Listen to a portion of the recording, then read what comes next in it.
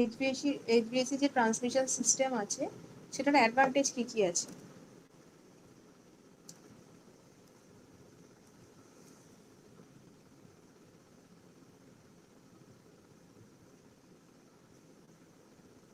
চেষ্টা করো বলার। আমি এটার জন্য ইয়েতে দিয়েছিলাম তোমাদের এইচভিএসির উপরে, যে বললাম যা যা দরকার আছে এইচভিএসির উপরে একটা আলাদা পিডিএফ আমি গুগল ক্লাসরুমে প্রোভাইড করে দিয়েছিলাম। কেউ বলতে পারবে যে এইচভিএসির বেসিক অ্যাডভান্টেজ কি কি ছিল? Ma'am, large amount of electric power transfer করতে পারি লং ডিস্টেন্স। হুম,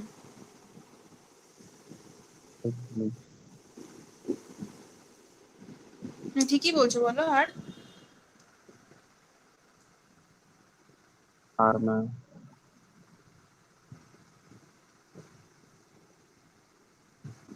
মনে আসছে না, এটাই মনে ছিল। লার্জ অ্যামাউন্ট অফ পাওয়ার যদি আমি ট্রান্সমিট করতে পারি তাহলে আমার কি লাইনের কি বাড়তে পারে? আমি ইয়ে বলছিলাম না, এফিসিয়েন্সি। এফিসিয়েন্সি। ঠিক আছে। আচ্ছা, আরেকটা জিনিস বলেছিলাম মনে আছে, কন্ডাক্টরের সাইজ কম লাগে, decrease the size of conductor. হুম। ঠিক আছে, ক্রস সেকশনাল এরিয়া কন্ডাক্টরের কম লাগে। আচ্ছা, আরেকটা জিনিস বলো তো তাহলে, সবাইকেই বলছি, ডিসঅ্যাডভান্টেজ তাহলে কি?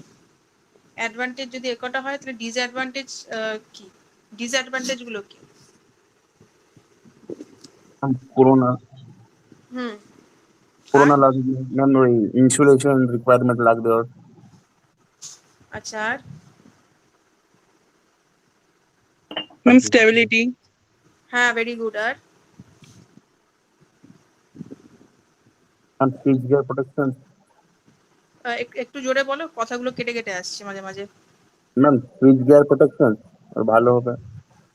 না না না না না, এইগুলো না, মানে আর একটু ভাবো, ঠিকঠাক সবাই ঠিক দিকেই উত্তর দিচ্ছ, বলো আর কি কি বলেছিলাম, অনেকগুলো হেভি সাপোর্ট।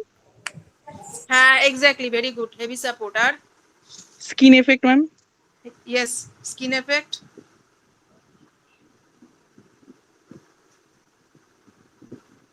Radio interference. হুম, একদম একদম ঠিক আছে। আচ্ছা, শুভঙ্কর আর অর্ঘ্য এখন জয়েন করলো না, কারণ অ্যাটেন্ডেন্সটা নিয়ে নি। শুভঙ্কর আর অর্ঘ্য,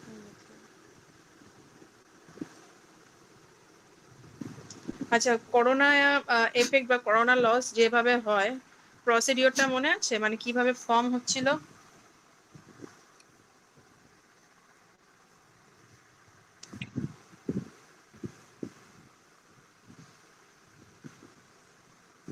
অনেক চেষ্টা করো অন্তত বলার, পুরোটা না পারলে আমি মাঝখানে মাঝখানে হেল্প করে দেবো, বাট চেষ্টা করো বলার, মানে করোনা এফেক্টটা অ্যারাইজ করছে কি করে?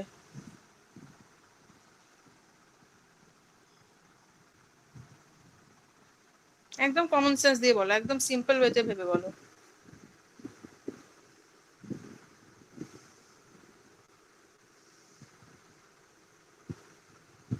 এগুলো বেসিক কোয়েশ্চেন, এগুলো কিন্তু ইন্টারভিউতেও জিজ্ঞেস করে, নট অনলি মানে জাস্ট ফর ক্লাস টেস্ট বা এগুলো কিন্তু খুব ইম্পর্টেন্ট কোয়েশ্চেন। করোনা লস কিভাবে, মানে কিভাবে ফর্ম হচ্ছে, করোনা যে ফর্মটা হচ্ছে কিভাবে ফর্ম হচ্ছে, দুটো লাইনের মধ্যে।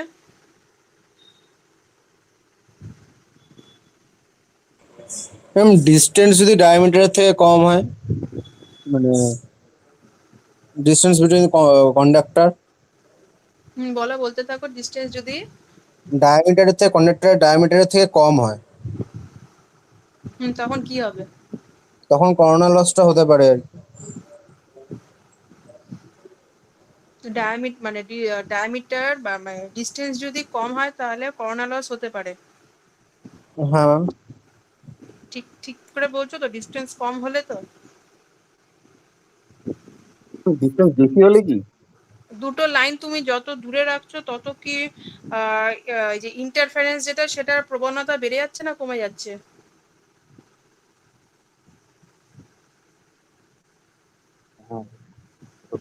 ম্যাম ডিস্টেন্স, ডিস্টেন্স হ্যাঁ বেশি হলে। হ্যাঁ হ্যাঁ, এক্স্যাক্টলি, ডিস্টেন্সটা বেশি রাখতে হবে। তারপর তারপর বলো। আচ্ছা, ডিস্টেন্স একটা ফ্যাক্টর, হ্যাঁ, তারপর বলো। দুটো কন্ডাক্টরের মধ্যে ডিস্টেন্সটা বাড়ালাম, তারপর? ম্যাম অ্যাটমসফিয়ারের তখন কি হয়? মশা আচ্ছা দুটো আমাকে বলো কন্ডাক্টরের মধ্যে দিয়ে কি ফ্লো হচ্ছে? ভোল্টেজ, হুম, শুধু ভোল্টেজ না হাই ভোল্টেজ? High voltage. হুম, এবার বলো। অনেকটা বলে দিয়েছি, এবার বলো।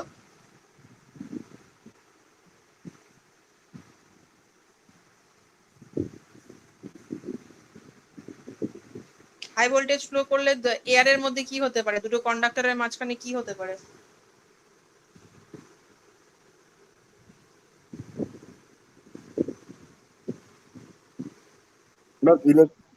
ইলেকট্রিক ফিল্ড একটা জেনারেট হচ্ছিল না? হ্যাঁ, হুম, এবার বলো বলো। ইলেকট্রন ইলেকট্রিক ফিল্ড একটা জেনারেট হচ্ছে। ইলেকট্রিক ফিল্ড জেনারেট হলে আমার কি হবে? দুটো কন্ডাক্টরের মাঝখানে একটা পোটেনশিয়াল ডিফারেন্স ক্রিয়েট হবে। যদি এটা পোটেনশিয়াল ডিফারেন্স ক্রিয়েট হয় তাহলে মাঝখানে যে পোটেনশিয়াল ডিফারেন্স যদি ক্রিয়েট হয় তাহলে দুটো কন্ডাক্টরের মানে একটা সাউন্ড আসবে না না, তারপর কি ক্রিয়েট হবে? সাউন্ড তো পরে লাস্টে, তার মাঝখানে কি ক্রিয়েট হবে? মাঝখানে একটা ক্যাপাসিটেন্সের মতো কাজ করবে ডাইলেকট্রিক মিডিয়ামটা, কারণ আমার ব্রেকডাউন ভোল্টেজটা ব্রেক করে যাবে। Breakdown voltage of air brake করে গেলে তখন মাঝখানে যে গ্যাপটা থাকছে সেটা কিসের মতো অ্যাক্ট করছে? As a capacitance. তাহলে এবার কি বলছো? এবার এই এফেক্টের জন্য যে হয় একটা হিসিং সাউন্ড আমরা পাই, ঠিক আছে? একটা হিসিং সাউন্ড পাই, আর তার সাথে একটা কি কালারের গ্লো পাই? কি রঙের হয় যে গ্লোটা পাই? ভাইলেট গুলো প্রায়। হ্যাঁ ভায়োলেট, হ্যাঁ ভায়োলেট লুমিনাস গ্লো পাই, ঠিক আছে? আচ্ছা তাহলে আমি করোনা এফেক্ট কি করে কমাতে পারি?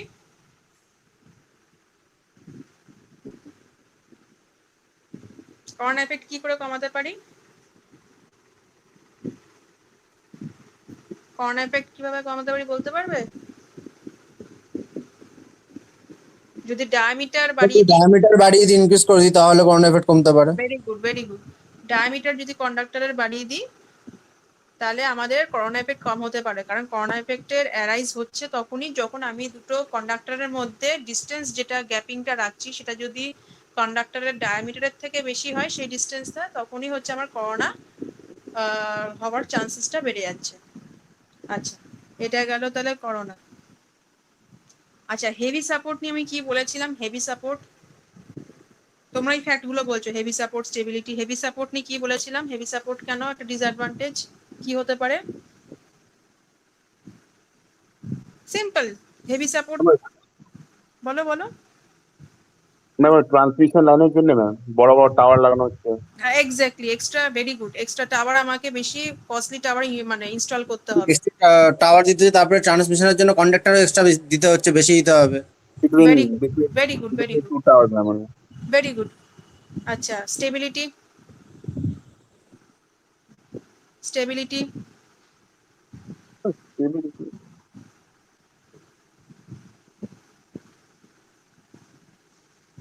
স্টেবিলিটি কার উপর ডিপেন্ড করছে?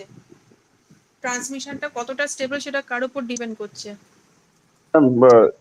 ম্যাম লাইনের লেন্থ। লাইনের উপর ম্যাম। একদম একদম একদম, লাইনের লেন্থ, ভেরি গুড, একদম ঠিক। তাহলে আমার যদি লাইনের লেন্থ বেশি বেড়ে যায় তাহলে কিন্তু যত অ্যামাউন্ট ট্রান্সমিট করব, যত লেন্থ বাড়বে তত লস বাড়তে থাকবে, ঠিক আছে? তাই একটা লিমিটেড লেন্থের মধ্যে আমাকে ট্রান্সমিশন বা ডিস্ট্রিবিউশন যেটাই হোক করতে হবে, যাতে আমার লিমিটিং মানে লাইনটাকে যদি লেন্থ অফ দ্য লাইনটাকে যদি লিমিট করে দিই তাহলে স্টেবিলিটি আমার ইমপ্রুভ হতে পারে, তাহলে আমার ওটা একটা বড় ডিসঅ্যাডভান্টেজ। আচ্ছা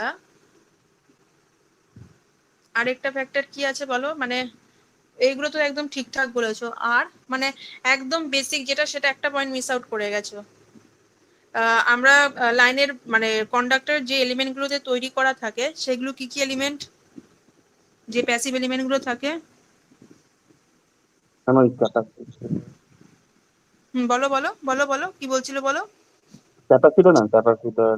হ্যাঁ ক্যাপাসিটর, আর বুঝে যাচ্ছে, এটা মনে আছে ম্যাম, বলতে পারছি না। বলো বলো আর কি এলিমেন্ট আছে যেটা সব সময় আমরা মানে ওই তিনটে এলিমেন্টের মধ্যে ঘোরাফেরা করি? Capacitor, inductor, resistance. Yes capacitor, inductor আর রেজিস্ট্যান্স, ঠিক আছে? আচ্ছা এবার বলো, একটা আমি যদি এসি সোর্স, এটা খুব ভালো করে শুনবে, হ্যাঁ? এসি সাপ্লাই দিচ্ছি, yes or no? AC supply দিচ্ছি, আমি এইচভি এসি নিয়ে কথা বলছি।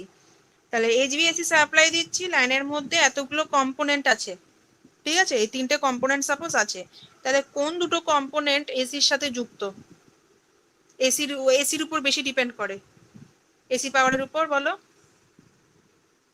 বা এসি কারেন্টের উপর? ইন্ডাকটেন্স আর ক্যাপাসিটেন্স। Very good. তাহলে এবার বলো কি হতে পারে ডিসঅ্যাডভান্টেজ, বলো, একদম ঠিক পয়েন্টে হিট করেছে, এরপর বলো এরপর তাহলে কি হতে পারে? পরে তুমি অর্ধেক কনজিউম করে নেবে পাওয়ার। হ্যাঁ হ্যাঁ, এবার ইন্ডাক্টর আর ক্যাপাসিটেন্সের নেচার কি বলো, নেচারটা বলো, ইন্ডাক্টর আর ক্যাপাসিটরের নেচার বলো।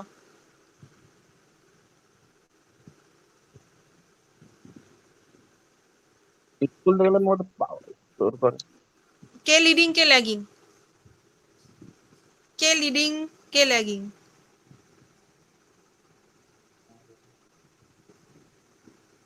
একদম বেসিক কোয়েশ্চেন, আমি তোমাদেরকে দিয়ে বলতে চাইছি যাতে তোমরা আর কোনোদিন না বলো, কে লিডিং কে ল্যাগিং, একদম বেসিক কোয়েশ্চেন। ইন্ডাক্টর হচ্ছে লিডিং ল্যাগিং প্রপার্টি, আর ক্যাপাসিটেন্স হচ্ছে আমার লিডিং প্রপার্টি।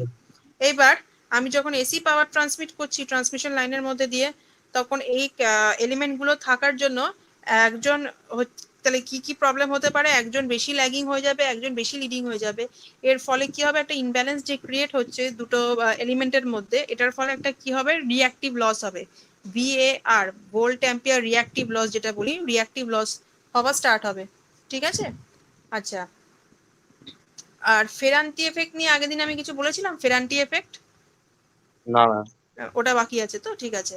তাহলে এই পয়েন্টগুলো মনে থাকবে, যেগুলো বললাম এখন ডিসকাশন হলো, এগুলো একদম মাথায় ঢুকে এগুলো বেসিক কোয়েশ্চেন, একদম ইন্টারভিউ লেভেলের কোয়েশ্চেন, এই পয়েন্টগুলো ভালো করে যদি মনে রাখতে পারো, মানে অনেক অনেক প্রবলেম, ক্রিটিক্যাল প্রবলেম সলভ হয়ে যাবে, ঠিক আছে, বেসিক আইডিয়া যেগুলো একটু রেখে দেবে।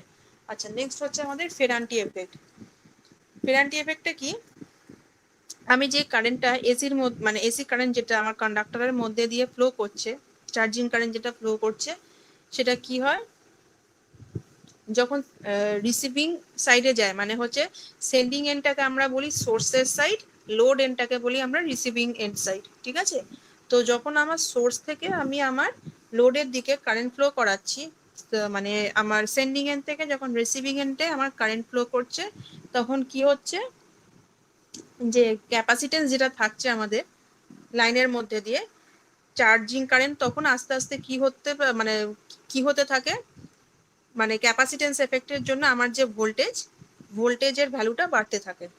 তো এবার যদি আমার ভোল্টেজের ভ্যালুটা যদি বাড়তে থাকে, তাহলে আমার কি হবে, মানে যত আমার কারেন্ট রিসিভিং এন্ডের দিকে ফ্লো করছে, তত আমার ক্যাপাসিটেন্স এফেক্টের জন্য ভোল্টেজ ভ্যালুটা বাড়তে থাকছে, কারণ কিউ ইকুয়ালস টু সিভি, চার্জের ফর্মুলা কি, কিউ ইকুয়ালস টু সিভি। তাহলে এবার হচ্ছে এই যে চার্জিং কারেন্টের জন্য আমার ক্যাপাসিটেন্স বাড়ছে, ক্যাপাসিটেন্সের জন্য আমার পুরো ভোল্টেজটা মানে ইনক্রিজ করে যাচ্ছে। তাহলে এবার যদি ভোল্টেজটা আমার ইনক্রিজ করে যায়, ইনক্রিজ করে গেলে আমার রিসিভিং এন্ড সাইডে কিন্তু আমি যে অ্যামাউন্ট অফ ভোল্টেজটা পাবো, তাহলে রিসিভিং এন্ডে যে ভোল্টেজটা পাবো সেটা সেন্ডিং এন্ড সাইডের থেকে আমার বেড়ে গেল। তাহলে এবার কি হবে, কোনটা সোর্স হিসাবে অ্যাক্ট করবে, রিসিভিং এন্ড সাইজের যদি আমার ভোল্টেজ বেড়ে যায় ভ্যালু, তাহলে কোনটা আমার সোর্স হিসাবে তখন অ্যাক্ট করা শুরু করবে?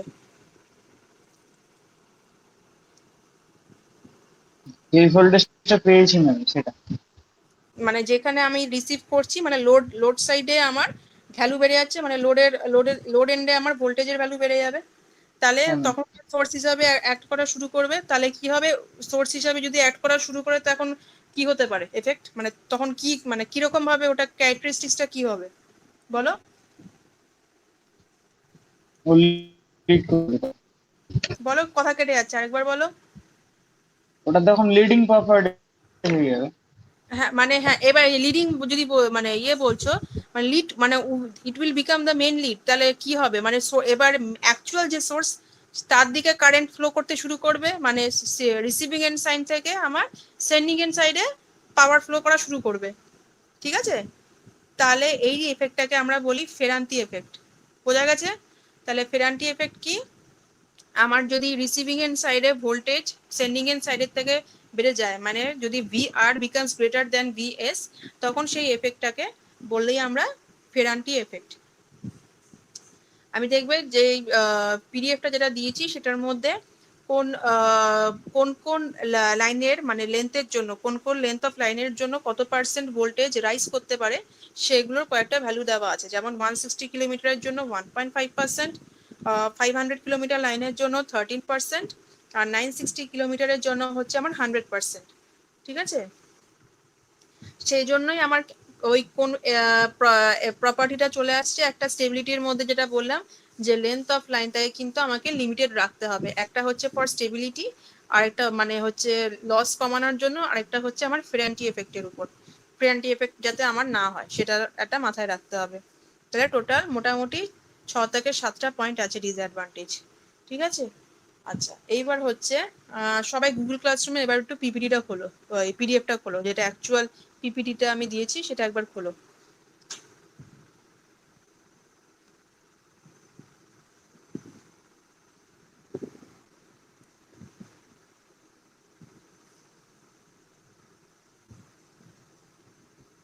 খুলে আমাকে জানাবে।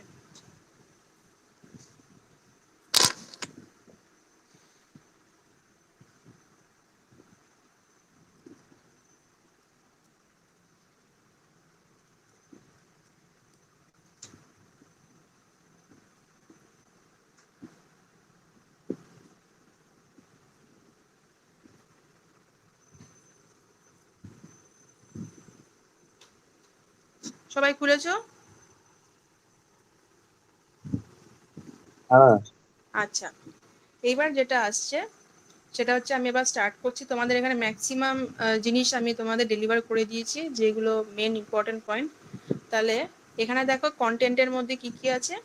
ফার্স্ট হচ্ছে PAC transmission, reasons for adoption and limitation, তোমরা নিজেরাই বলে দিয়েছো। ঠিক আছে, তাহলে in order to transmit large amount of electric power over long distance, মানে extra high voltage lines are used. তাহলে এক্সট্রা হাই ভোল্টেজ ট্রান্সমিশন কত কত কিলো ভোল্টের মধ্যে হয়? একটা 345 কেবি, 400 কেবি, 500 কেবি আর 765 KV maximum. The exact voltage required to qualify as an EHV transmission system differs from region to region. However, 765 kV is pegged as extra high voltage in most regions.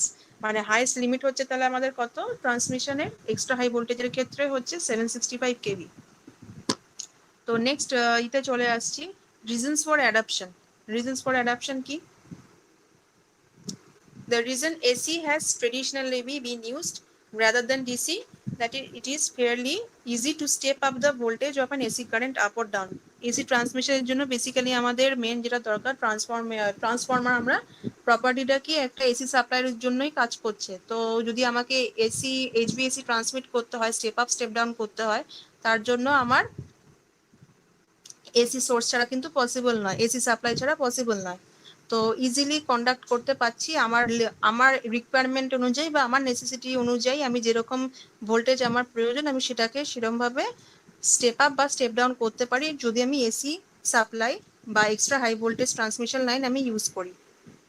আচ্ছা, limitation কি? Limitation যেগুলো এখন discussion হলো, corona loss, heavy supporting structure, insulation, suitability বা stability যেগুলো দরকার, Ferranti effect, environmental বা biological aspect, current carrying capacity.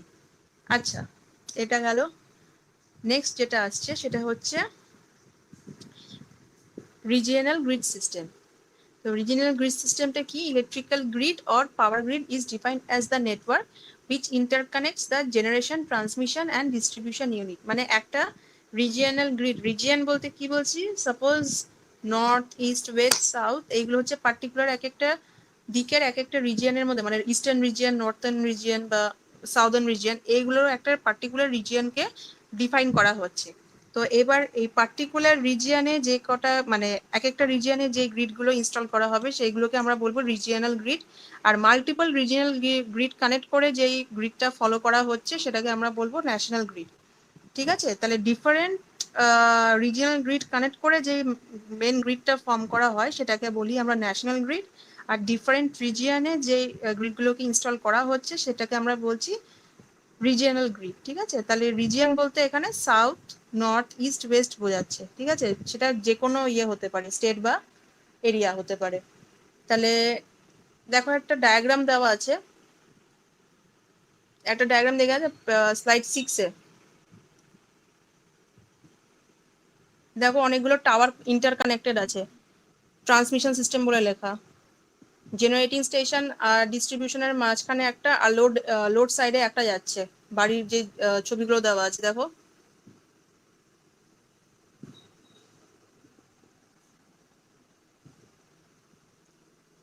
পেয়েছো সবাই ডায়াগ্রামটা? ম্যাম হ্যাঁ, তাহলে দেখো কতগুলো গ্রিড কানেক্টেড আছে টোটাল, পরপর সব ইন্টারকানেক্টেড।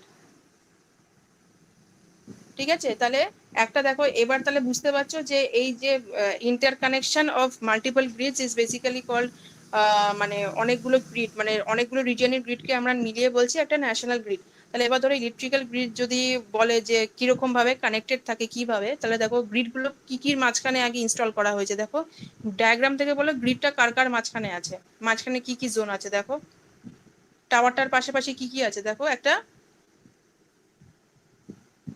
ডিস্ট্রিবিউশন সিস্টেম আছে, তার আগে একটা জেনারেটিং স্টেশন আছে। একদম টপ মোস্টে যাও, দেখো টপ থেকে দেখো ট্রান্সমিশন সিস্টেমে দেখো দুটো জেনারেটিং স্টেশন থেকে নিচ্ছে, তারপর টাওয়ারটা থেকে আরেকটা ডিস্ট্রিবিউশন সিস্টেমের মধ্যে যাচ্ছে, ডিস্ট্রিবিউশন সিস্টেম দেখো ওখান থেকে একটা টানছে। নেক্সট দেখো একটা লোডে আসছে রাইট হ্যান্ড সাইডে, আবার ওই পার্টিকুলার ট্রান্সমিশন সিস্টেম থেকে আরেকটা ডিস্ট্রিবিউশন বা আরেকটা ট্রান্সমিশন সিস্টেমে আসছে, দেন আরেকটা ডিস্ট্রিবিউশন সিস্টেমে আসবে। তার মানে হচ্ছে প্রত্যেকটা ট্রান্সমিশন যে টাওয়ারগুলো হবে বা ট্রান্সমিশন সিস্টেম যেখানে যে টাওয়ারগুলোতে জেনারেট হচ্ছে ট্রান্সমিশন এসে যেখানে পৌঁছচ্ছে, সেখান থেকে পার্টিকুলার যে ডিভিশনটা হচ্ছে সেখান থেকে বেসিক আমাদের গ্রিড ফরমেশনটা স্টার্ট হচ্ছে। তো জেনারেশন স্টেশন থেকে আমাদের ট্রান্সমিশনের সিস্টেমে আসছে, তারপর সেখান থেকে আস্তে আস্তে ভাগ হয়ে যাচ্ছে। তো এই ডায়াগ্রামটা জাস্ট যে দেখে রাখবে, এই ডায়াগ্রামটা আসবে না, ঠিক আছে, এক্সামের জন্য এত ইম্পর্টেন্ট নয়, জাস্ট জেনে রাখার জন্য। আচ্ছা, নেক্সট হচ্ছে যেটা concept about facts and it's application. আচ্ছা ফ্যাক্টস, তোমরা যেটা আগের দিন বলেছিলে ফুল ফর্মটা মনে আছে? ফ্যাক্টস তোমরা নিজেরাই বলেছিলে।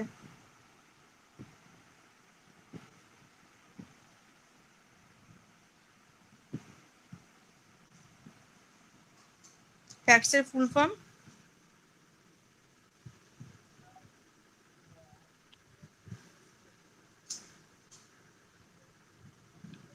Ma'am, flexible alternating current transmission system. একদম। তাহলে ভেরি গুড, তাহলে হচ্ছে flexible alternating current transmission system. আচ্ছা, এটার বেসিক্যালি ইউজ করার উদ্দেশ্যটা কি? আমরা যে ট্রান্সমিশন মানে ট্রান্সমিট করছি, যে হাই পাওয়ার যে ট্রান্সমিট করছি, বেসিক্যালি এসি পাওয়ারের কথা বলা হচ্ছে। তো এসি লাইনে মানে এসি কারেন্ট বেসিক্যালি কার উপর ডিপেন্ড করে? আমাদের একটা ইম্পর্টেন্ট ফ্যাক্টর এসিতে হচ্ছে পাওয়ার ফ্যাক্টর। তাহলে পাওয়ার ফ্যাক্টর যে ভ্যারি করে মানে কমছে বা বাড়ছে, সেটা উপরে অনেকটা কিছু রিলেট করছে একটা পাওয়ারকে, কারণ P equals to basically VI cos phi বা কস থিটা। তো এই ফ্লেক্সিবল এসি ট্রান্সমিশন যে ইকুইপমেন্টগুলো আছে সেগুলো কি করে? এই পাওয়ার ফ্যাক্টরের জন্য যে পুয়ার পাওয়ার ট্রান্সমিশন হয় বা মানে ভোল্টেজ রেগুলেশন বলো বা এফিসিয়েন্সি বলো, যেগুলো ফ্যাক্টর কারণে মানে আমাদের ট্রান্সমিশন এফেক্ট করতে পারে, তো সেটা ডিপেন্ড করে অনেকটা পাওয়ার ফ্যাক্টরের উপর। তো আমি যদি এই ইকুইপমেন্টগুলোকে ইউজ করে পাওয়ার ফ্যাক্টর ইমপ্রুভ করতে পারি, তাহলে আমাদের সিস্টেমের এফিসিয়েন্সি বা আমাদের সিস্টেমের লস কমতে পারে, ঠিক আছে, এই সিস্টেম এফিসিয়েন্সি ইমপ্রুভ হতে পারে, আমাদের ট্রান্সমিশন মানে ভোল্টেজ রেগুলেশন বাড়তে পারে। তো এই ফ্যাক্টরগুলো যাতে আমাদের ইমপ্রুভ হয় বা স্টেবিলিটি বাড়ানোর জন্য আমরা বেসিক্যালি এই ইকুইপমেন্টগুলোকে ইউজ করতে পারি। আচ্ছা, এখানে দেখো দুটো জিনিস লেখা আছে, শান্ট কম্পেনসেশন, আর একটা লেখা আছে shunt shunt capacitive compensation, shunt inductive compensation. আচ্ছা, কম্পেনসেশন কথাটার অর্থ কি? কম্পেনসেশন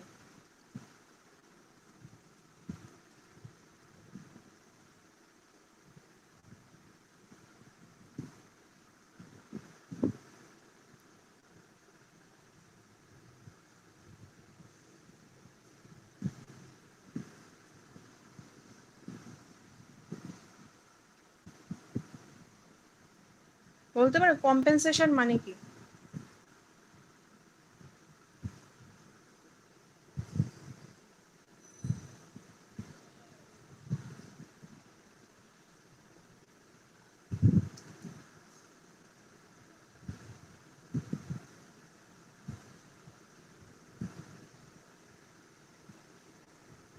পারবে কেউ?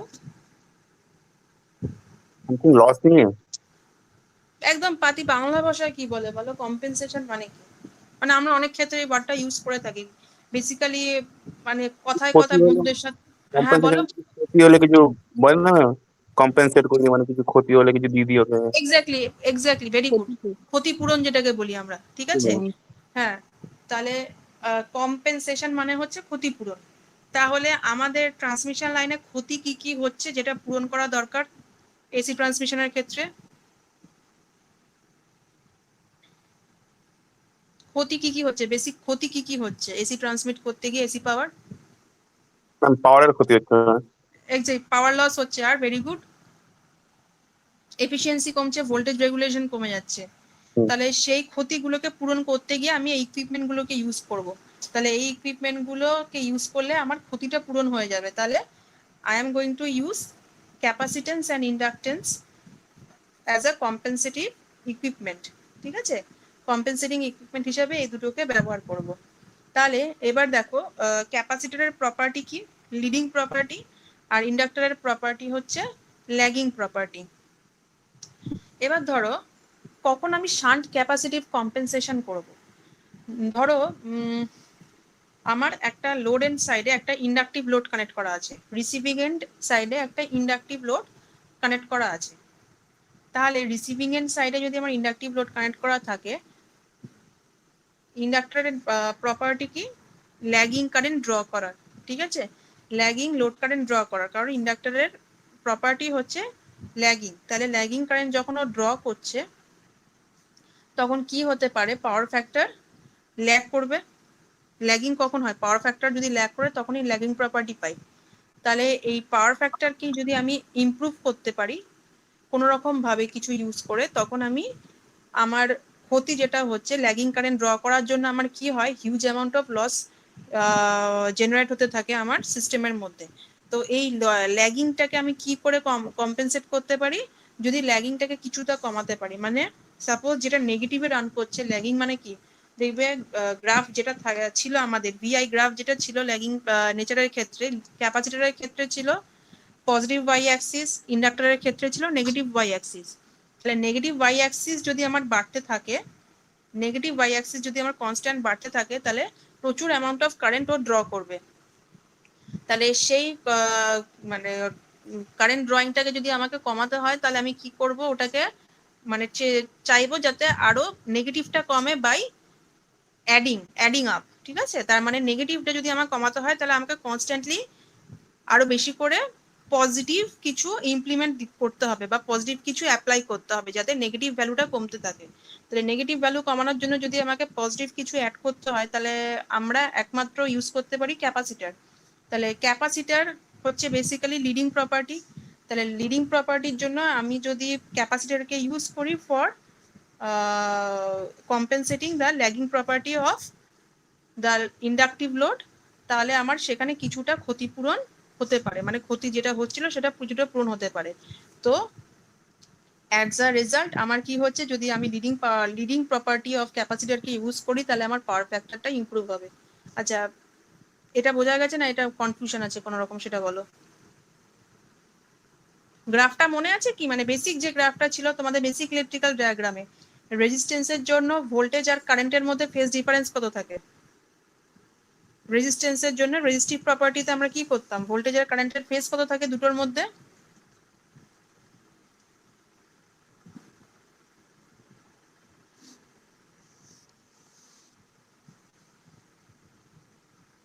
গ্রাফটা মনে আছে না ভুলে গেছো?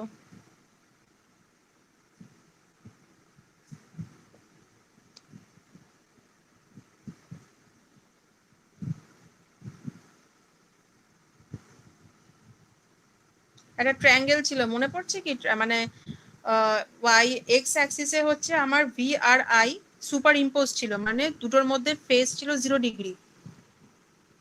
ওয়াই অ্যাক্সিসে, পজিটিভ ওয়াই অ্যাক্সিসে ছিল আমার প্লাস 90 ডিগ্রিতে আমার কারেন্টটা থাকছিল, আর মাইনাস ওয়াই অ্যাক্সিসে নিচের দিকে ছিল আমার নেগেটিভ কারেন্ট, মানে মাইনাস আইটাকে ড্র করা ছিল। মনে পড়ছে কি ডায়াগ্রামটা?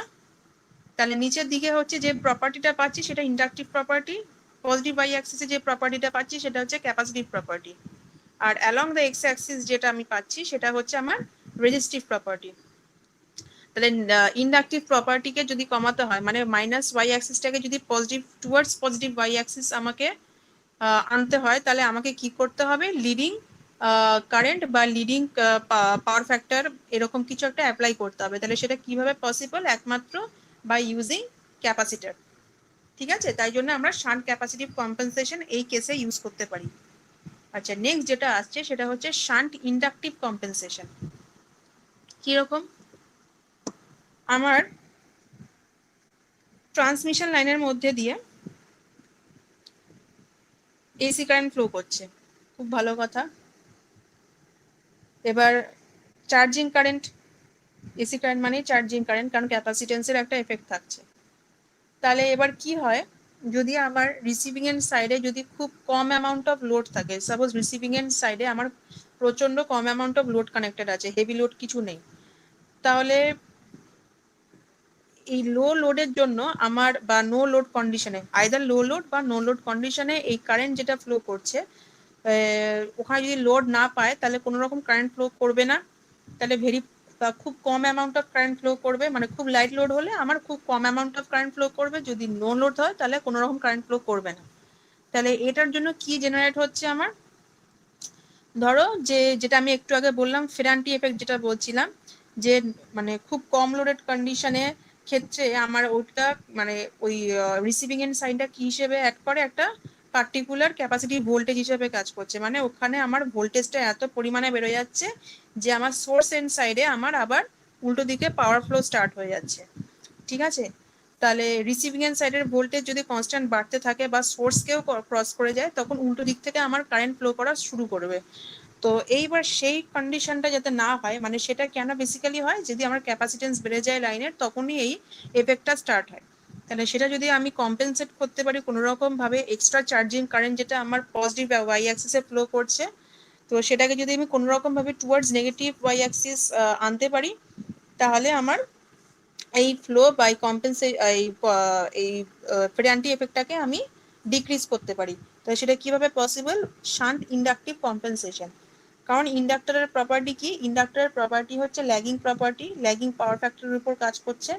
তাহলে আমি যদি কোনো কিছু প্রচন্ড পজিটিভ, সেটাকে যদি আমি কিছুটা একটু নেগেটিভ সাইডে আনতে চাই, তাহলে আমি চাইবো কিছু নেগেটিভ এফেক্ট সেটার উপর পড়ুক, বা নেগেটিভ কিছু এলিমেন্ট আমি সেটার মধ্যে অ্যাড করব। সেটা পসিবল কিভাবে, আমি যখন একটা ইন্ডাক্টরকে দিয়ে সেটাকে কম্পেনসেট করছি। তাহলে শান্ট ইন্ডাক্টর বেসিক্যালি ইউজ করা হয় এরকম টাইপের কম্পেনসেশনের ক্ষেত্রে। তাহলে পাওয়ার ট্রান্সফার ক্যাপাবিলিটি তাহলে আস্তে আস্তে ইমপ্রুভ হতে থাকে, কারণ আমার যদি নো লোড কন্ডিশনে ওই সাইডে প্রচন্ড অ্যামাউন্ট অফ ভোল্টেজ বেড়ে যায় রিসিভিং এন্ড সাইডে due to shunt capacitance effect, তখন আমার রিসিভিং এন্ড সাইড থেকে আমার সোর্স সাইডে কারেন্ট ফ্লো করা শুরু করতে পারে, কারণ সোর্স সাইডে তখন মানে ওটা ট্রিট করা হয় সোর্স সাইডটা অ্যাজ আ লোড। ঠিক আছে, তখন রিসিভিং এন্ড সাইডটা হয়ে যায় আমার সোর্স সাইড, আর সেন্ডিং এন্ড সাইডটা অ্যাড করতে থাকে as a receiving end side. তো জিনিসটা পুরো উল্টে যায়। তো সেটা যদি মানে সেটা যাতে আমাদের নালিফাই করতে হয়, তাহলে আমাদের শান্ট ইন্ডাকটিভ কম্পেনসেশন ইমপ্লিমেন্ট করা উচিত। ঠিক আছে, তাহলে এটা হয়ে যাচ্ছে আমাদের দুটো মেথড, একটা শান্ট ক্যাপাসিটিভ কম্পেনসেশন আর শান্ট ইন্ডাকটিভ কম্পেনসেশন। আচ্ছা, এটার মধ্যে কোনো রকম কনফিউশন থাকলে বলো, আমি আবার বলে দেবো। একবার দেখে নাও নিজেরা, কোনো রকম কনফিউশন হলে বলো, আমি আবার বলে দেবো।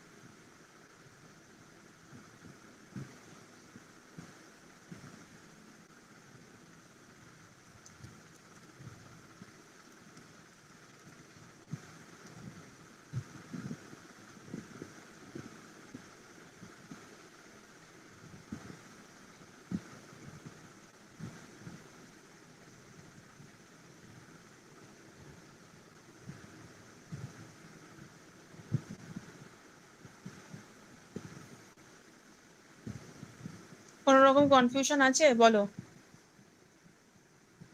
হ্যাঁ ম্যাম clear। ঠিক আছে, ক্লিয়ার তো?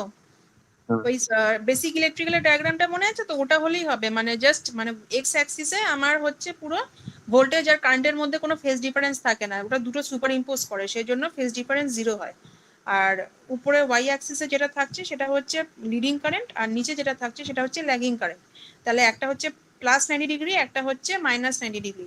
-90° যেটা নিচের দিকে টুয়ার্ডস মাইনাস ওয়াই অ্যাক্সিস, সেটা হচ্ছে আমার ইন্ডাকটিভ এফেক্ট। আর উপরে যেটা আমার যাচ্ছে প্লাস পজিটিভ ওয়াই অ্যাক্সিসে, সেটা হচ্ছে +90°, মানে হচ্ছে ক্যাপাসিটিভ এফেক্ট। ঠিক আছে, এটা মনে রাখলেই মানে এটার মানে আনসার এখান থেকেই বেরিয়ে যাবে। আচ্ছা, নেক্সট যেটা আসছে বেসিক অ্যাপ্লিকেশনস অফ ফ্যাক ডিভাইসেস। তাহলে একটা হচ্ছে পাওয়ার ফ্লো কন্ট্রোল করছি, power flow control, increase of transmission capability, voltage control, reactive power compensation. এই যে রিঅ্যাক্টিভ লস যেগুলো হতো, মানে আইদার রিঅ্যাক্টিভ লস যেটা আমাদের এসি ট্রান্সমিশনের ক্ষেত্রে হয়, মানে হচ্ছে ইন্ডাকটিভ আর ক্যাপাসিটিভ প্রপার্টির জন্য যে লসগুলো হচ্ছে সেইগুলোকে কম্পেনসেট করতে পারছি। তো স্টেবিলিটি ইমপ্রুভ করতে পারছি, স্টেবিলিটি ইমপ্রুভমেন্ট, পাওয়ার কোয়ালিটি ইমপ্রুভমেন্ট করতে পারছি, পাওয়ার কন্ডিশনিং, ফ্লিকার মিটিগেশন, মানে হচ্ছে ফ্লিকারিং যেটা হতে পারে সেটা আমরা নালিফাই করতে পারি।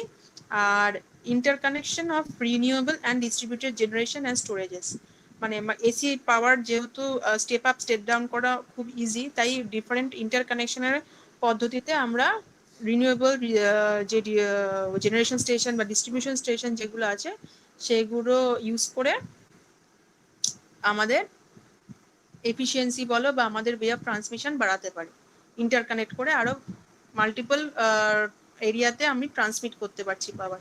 নেক্সট হচ্ছে যেটা, সেটা হচ্ছে এইচভিডিসি ট্রান্সমিশন অ্যাডভান্টেজ আর লিমিটেশন। আচ্ছা, এইচভিডিসির ব্যাপারে আগের দিন আমি কি কি বলেছিলাম মনে আছে?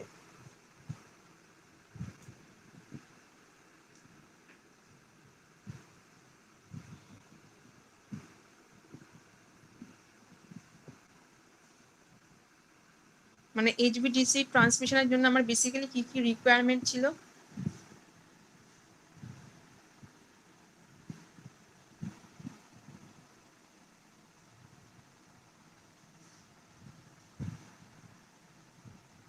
একটু বলতে পারবে কেউ? আগের দিন কিছু একটা বলেছিলাম। ম্যাম আরেকবার বলুন, শুনলি না? হ্যাঁ বলো বলো বলো বলো, কোশ্চেনটা বলুন একটু। শুনতে পাচ্ছি না। কোশ্চেনটা বলুন, আরেকবার বলবেন? হ্যাঁ বলছি, এইচভিডিসি ট্রান্সমিশনের জন্য কিছু ফ্যাক্টর ছিল, ঠিক আছে? এইচভিডিসি আমি কখন ইউজ করবো বা এইচভিডিসি যে ট্রান্সমিট করব সেটা কিভাবে করব, সো সেটার ব্যাপারে কিছু মনে আছে? আমি যখন বহুত দূরে ট্রান্সমিট করতে হবে ম্যাম, হ্যাঁ। তখন আমি এইচভিডিসি ইউজ করি না। আচ্ছা, প্রসিডিওরটা কি ছিল? প্রসিডিওরটা কিভাবে হচ্ছে ফ্লোটা? ম্যাম তুমি ওটা বলেছিলে, হ্যাঁ তুমি বলেছিলে, কিন্তু মানে খুব ভালো একটা কোশ্চেন করেছিলে নিজে, কোশ্চেনটা দেখো।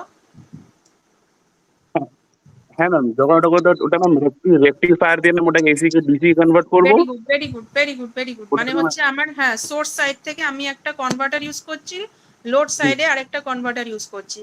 সোর্স সাইডে আমি কি ইউজ করছি? জেনারেশন স্টেশন থেকে যেই পাওয়ারটা জেনারেট হচ্ছে সেটা এসি পাওয়ার, সেটাকে কনভার্টারের মাধ্যমে মানে একটা ইনভার্টারের মাধ্যমে আমি ওটাকে এসিতে রেকটিফায়ারের মাধ্যমে আমি ডিসিতে কনভার্ট করছি। তো সেটা এবার এইচভিডিসি লাইনের সাথে কানেক্টেড, কন্ডাক্টরের মধ্যে দিয়ে ডিসি কারেন্ট ফ্লো করলো। নেক্সট আবার লোড এন্ড সাইডে আরেকটা বক্সের মধ্যে পড়ছে, মানে দ্যাট ইজ আ কনভার্টার। সেটা কি কনভার্টার? ইনভার্টিং। তাহলে ইনভার্টার থাকছে এই ডিসিটাকে আবার এসিতে কনভার্ট করে এবার লোড আমাদের যা কনজিউমার সাইডে সেখানে সাপ্লাই করছে। Very good. তাহলে হচ্ছে এইচভিডিসি ট্রান্সমিশনের এটা একটা অ্যাডভান্টেজ যে আমার লেন্থের উপর কিন্তু অত এফেক্ট পড়ে না, ঠিক আছে? অত, কারণ আমাদের তো রিঅ্যাক্টিভ কম্পোনেন্ট সেরকম ভাবে কাজ করে না। অল্টারনেটিং কারেন্টের ক্ষেত্রে যেরকম ইন্ডাক্টর বা ক্যাপাসিটর ইউজ হচ্ছে সেটার ক্ষেত্রে যেরকম লস হতে শুরু করে রিঅ্যাক্টিভ লস, সেই এফেক্টটা নালিফাই হয় আমার এইচভিডিসি ট্রান্সমিশনের ক্ষেত্রে। আচ্ছা, হ্যাঁ বলো বলো বলো। ম্যাম যখন আমরা ন্যাশনাল গ্রিডে পাঠাই না রিজনাল থেকে, হ্যাঁ তখন আমরা এইচভিডিসি ইউজ করি, তাই তো?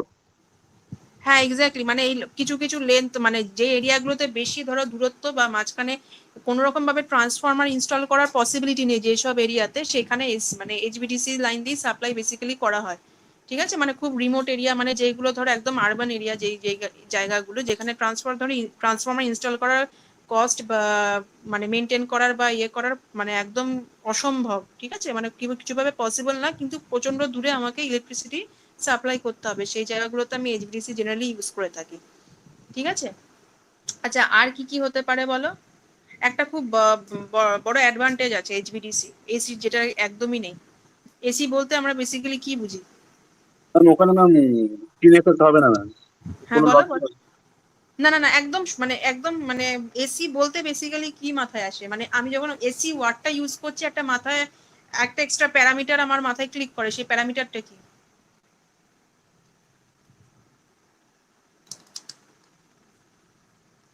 ইনস্ট্যান্ট আমার মাথায় একটা প্যারামিটার ক্লিক করে। বেশি বললে। বলো বলো, এসির ক্ষেত্রে একদম এসির সাথে যুক্ত প্যারামিটারটা কি, মানে যেটা ছাড়া এসি ট্রান্সমিশন পসিবলই না, মানে যেটার উপর এসি পুরো মানে ডিপেন্ড করে বসে আছে। ম্যাম কারেন্ট আর ভোল্টেজ। আর কি কারেন্ট ভোল্টেজ তো দুটোর ক্ষেত্রেই লাগে। আর রেজিস্ট্যান্স। ঠিক করে বলো, এফ দিয়ে শুরু নামটা। এফপি হুম, কি দিয়ে শুরু ম্যাম? এফ এফ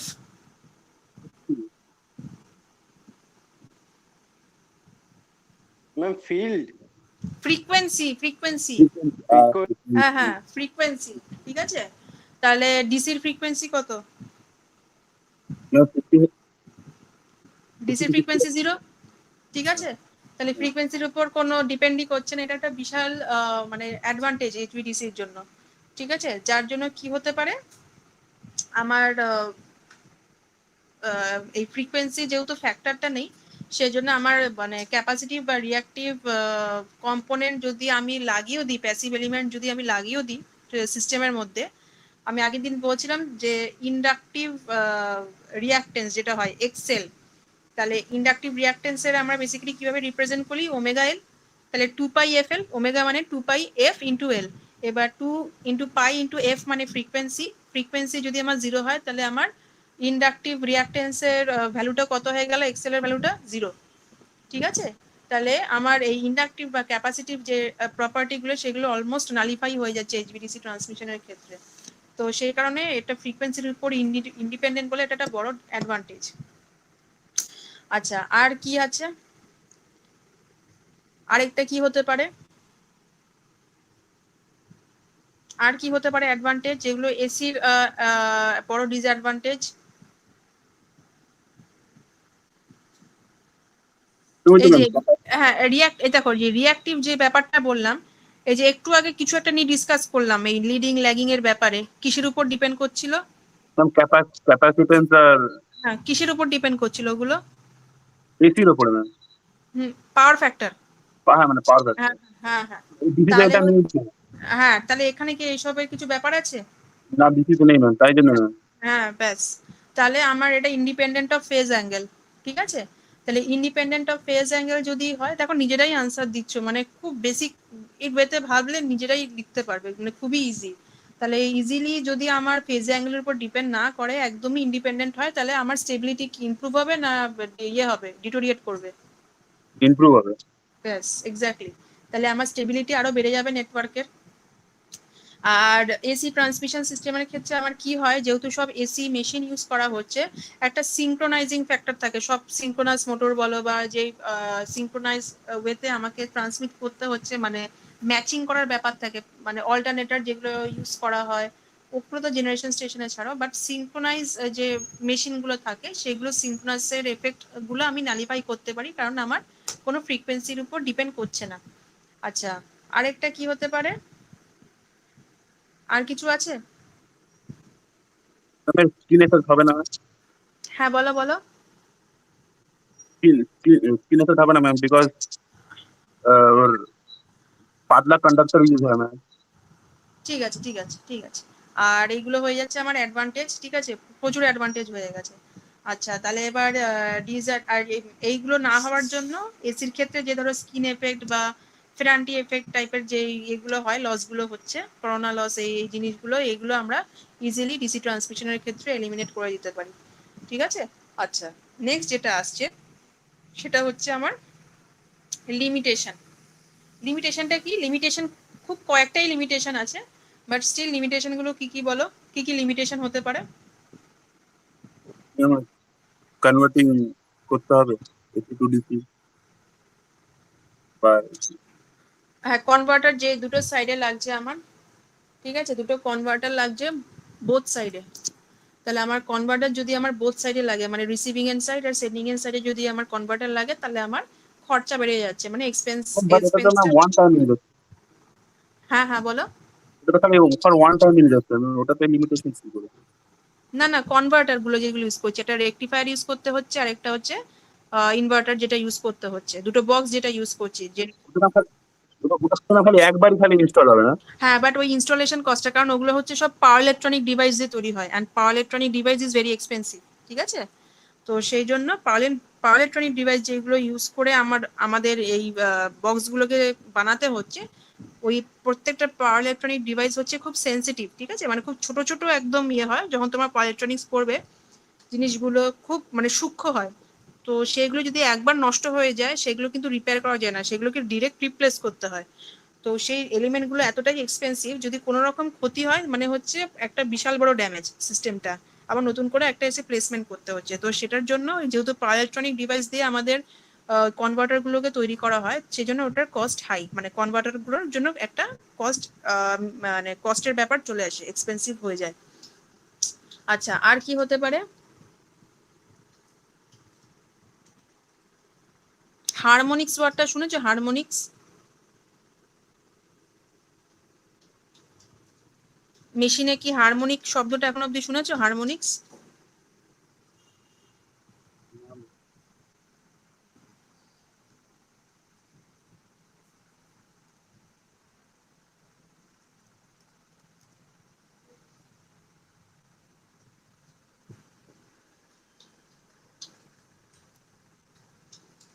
আচ্ছা ছাড়ো তাহলে, এটা এসির ক্ষেত্রে যখন এখনো শোনোনি, তাহলে এটা নিয়ে আমি পরে ডিসকাস করবো, হারমোনিক্স নিয়ে, ঠিক আছে। হারমোনিক্সের একটা এফেক্ট থাকে বোথ ডিসি বা এসি সাইডে, দুটোর ক্ষেত্রেই হয়, ঠিক আছে। তো সেটা একটা ডিসঅ্যাডভান্টেজ, ঠিক আছে। আর একটা হচ্ছে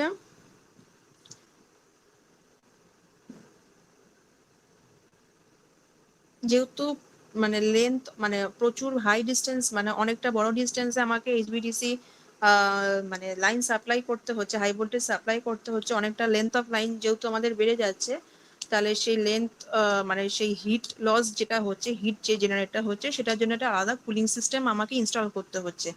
তো সেই মানে যে বেসিক্যালি যে কনভার্টারগুলো হিট জেনারেট করছে, তো সেই কনভার্টারগুলোর জন্য একটা আলাদা কুলিং সিস্টেম আমাকে ইনস্টল করতে হচ্ছে ফর এইচভিডিসি। তো সেইগুলো হচ্ছে বেসিক কয়েকটা লিমিটেশন ফর এইচভিডিসি ট্রান্সমিশন। তো তোমাদের মোটামুটি এইচভিএসি আর এইচভিডিসি নিয়ে একটা ভালো মতো আইডিয়া হয়ে গেছে।